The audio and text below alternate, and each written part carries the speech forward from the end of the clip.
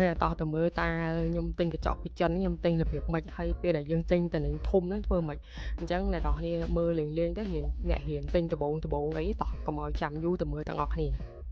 អញ្ចឹងខ្ញុំទិញកញ្ចក់តាមថៅប៉ៅហ្នឹងគឺខ្ញុំរើសទៅរកហាងណាដែលមានសញ្ញា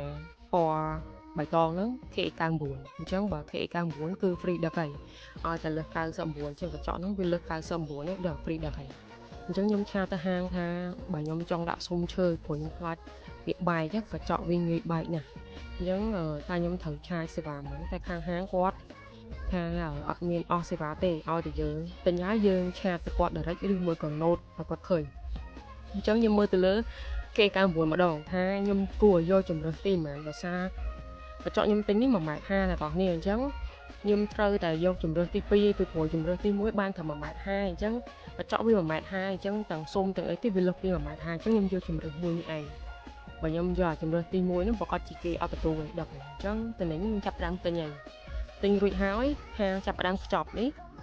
នឹងដឹកមកខ្ញុំឲ្យចាប់ដើមចេញនេះរូបឡានដឹកណា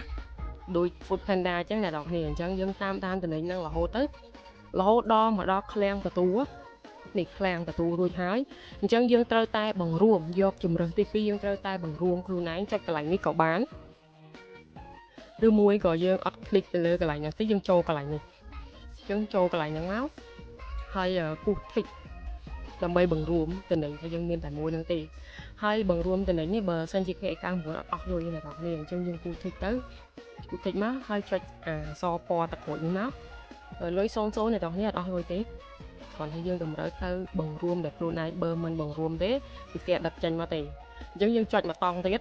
ហើយ click ទៅលើ Visa Card ដោយសារយើងទិញតាម Visa Card អញ្ចឹងយើង click ទៅលើ Visa Card មួយទៀតណាអ្នកនរគ្នានៅទីនេះមាន Visa Card និង Alipay អញ្ចឹងខ្ញុំ click ទៅលើ Visa Card មួយទៀតមកតែអត់អស់ថ្លៃដឹកទេបញ្ជាក់យើងគ្រាន់តែបង្រួមតែខ្លួនឯងអញ្ចឹងយើងធ្វើបែបហ្នឹងណាបន្ទាប់ពីរួចរាល់ហើយអញ្ចឹងរូបហ្នឹងរូបកន្លែងតំណែងយើងនឹងលោតចូលដល់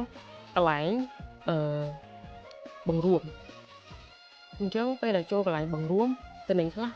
លេខទៅពីនេះឃ្លាំងបង្រួមគាត់ចាប់ផ្ដើមបង្រួមឲ្យយើងលួចមកដល់ហ្នឹងហើយអញ្ចឹងមកដល់បង្រួមរួចហើយវានឹងចេញលេខកូដ tracking លោតទៅដល់រូបឡានដែលជាលេខ tracking ដែលយើងត្រូវតាមដាននៅខ្មែរអ្នកនរគ្នាអញ្ចឹងយើងមើលតាមហ្នឹងតែអ្នកនរគ្នា